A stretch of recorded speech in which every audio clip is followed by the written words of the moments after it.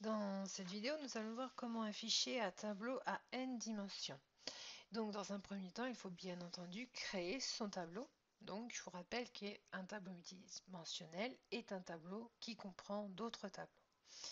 Comme on faisait pour les tableaux associatifs ou à clés numériques, en fait, on faisait appel à une boucle for each pour aller donc afficher notre tableau. Et bien, en fait, on va faire la même chose. Sauf qu'en fait ici on va pouvoir même donc utiliser deux boucles for each. En fait on va imbriquer des boucles for each. On va même créer un tableau pour les afficher comme dans notre fichier Excel. Donc je vais déjà récupérer, donc on va faire avec la commande echo. On va donc pouvoir afficher.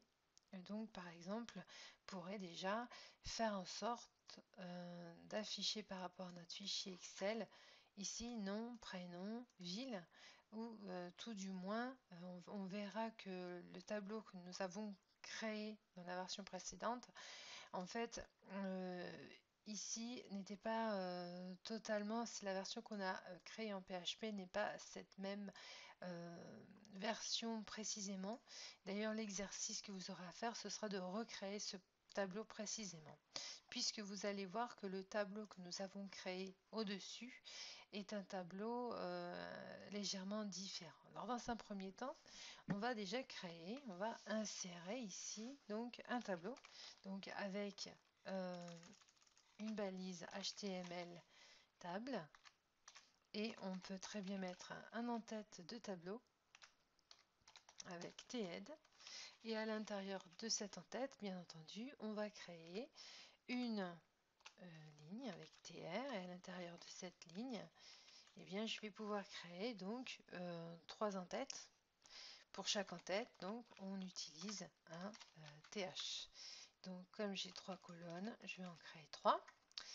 Et on les remplira après, vous verrez. Donc ici, je ferme des guillemets avec une guillemet et avec un point virgule, bien entendu. Alors, je peux même ici, après le THEAD, créer et insérer une balise tbody, donc pour insérer le corps du tableau.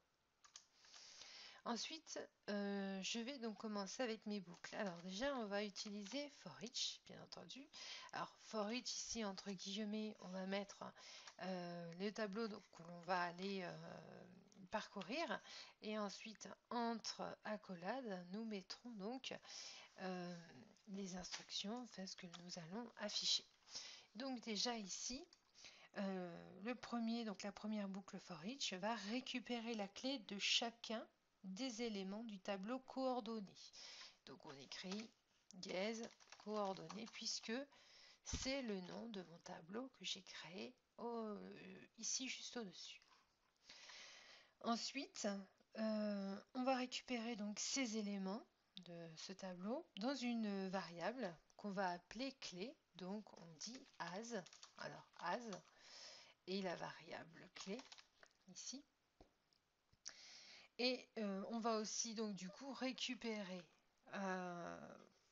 son contenu qui est de type array puisque c'est le contenu donc de cet élément est aussi un tableau. Donc on va aller la récupérer dans une autre variable que nous allons appeler tab pour tableau par exemple.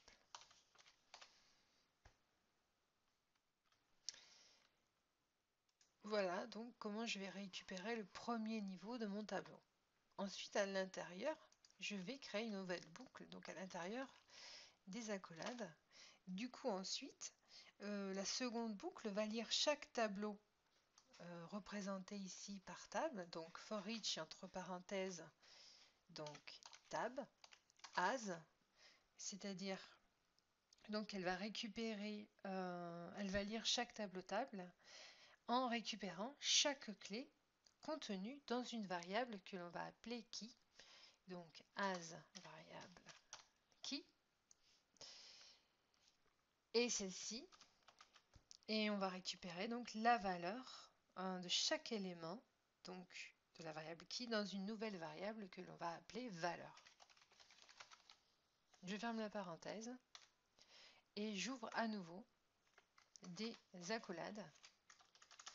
Et ici, donc, dans ces accolades, je vais aller demander d'aller m'afficher les valeurs, finalement, hein, de mon tableau. Parce que si finalement, la valeur que je vais vouloir afficher, c'est celle-ci, c'est la valeur finale, c'est les éléments de mon tableau.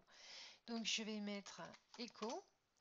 Je vais donc insérer chaque valeur dans une ligne, dans une colonne, en fait, une cellule TD.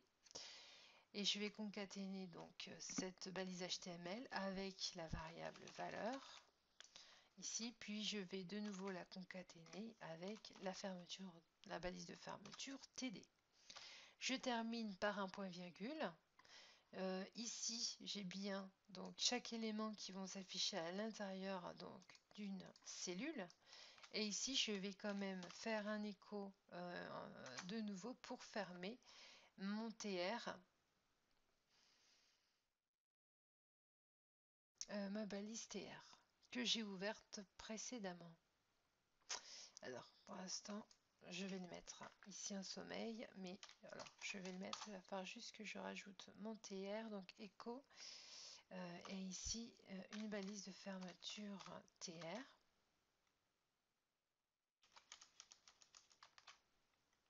Point virgule.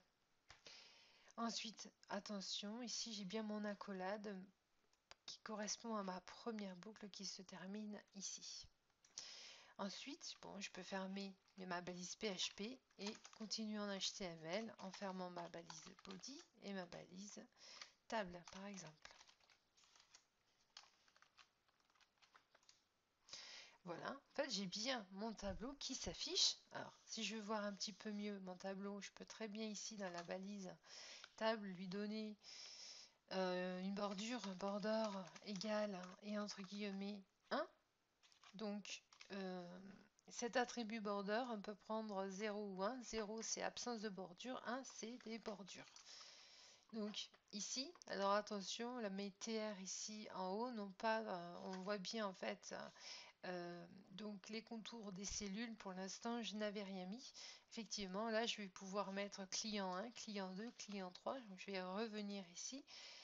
Et ici, devant chacune, je vais pouvoir mettre donc client 1, client 2, et ici client 3. Ici j'ai bien mon tableau.